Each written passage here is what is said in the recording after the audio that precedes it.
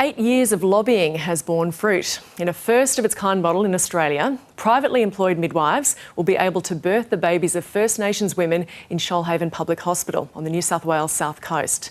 Waminda is the country's first Aboriginal community-controlled health organisation to enact this model of care, which is grounded in culture and aimed at improving health outcomes.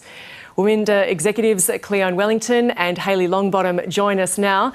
Welcome. Cleone, to give us some understanding of this big change, this has been described until now as a broken pathway for First Nations women. What was the practice and what changes now because of this?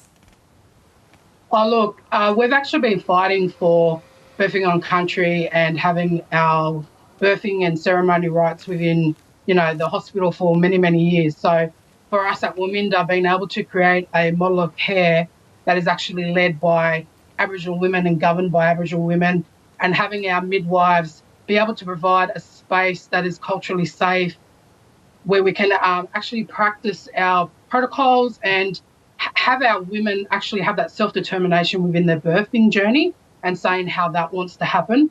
And look, it's just amazing to be able to have that model in place now and, be able to make change and make a difference with the birthing of our beautiful babies. Yeah, and Hayley, it's a gap that's been bridged now, hasn't it? Because there was the pre and post care, but the midwives not present during that crucial time of the birth. Oh, well, absolutely. But I mean, bridging the gap is a long way off, and we've got to be honest about why we need to have our own birth centre and why we need to have our midwives present at the births of our babies. Tell us a bit more about that and because of that, the reaction from women to this change.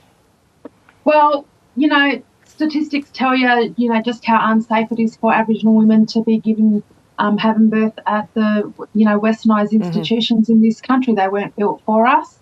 And so, in 2024, we're finally able to have our women have their midwives present through prenatal through to postnatal. So it's really, really exciting, and, being able to support our mums to, to feel like they're actually going through ceremony and not sick. And it has been well documented that if any woman feels safe in that space, it has positive outcomes, and this is tailored to First Nations women.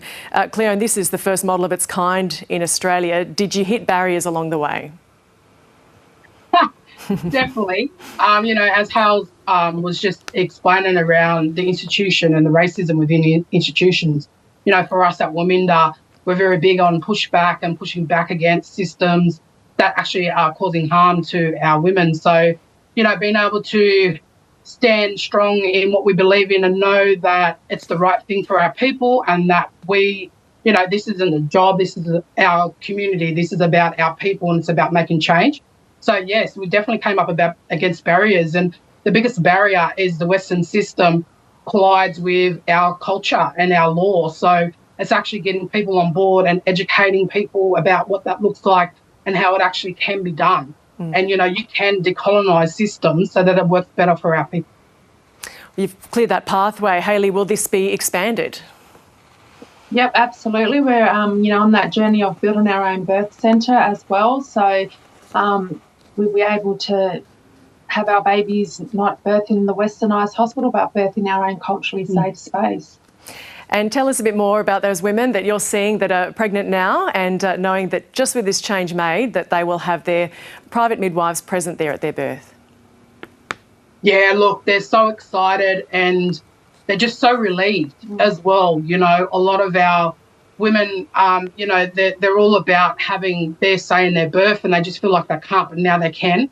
And having our midwives, and, we've got non-Indigenous midwives, but those non-Indigenous midwives are, they're coming to the table, they're practising being an anti-racist, and, they're all about making it culturally safe for our women. And then our Aboriginal women who are employed within the birthing team are all about enforcing that and making sure that that happens. And so our women from our community are so excited, and we just can't even express in words just how happy and relieved and just how much this is about our healing journey as Aboriginal women and our families. A long journey with a great result there. Waminda executives Cleone Wellington and Hayley Longbottom, thank you for speaking with us. Yeah, thank you.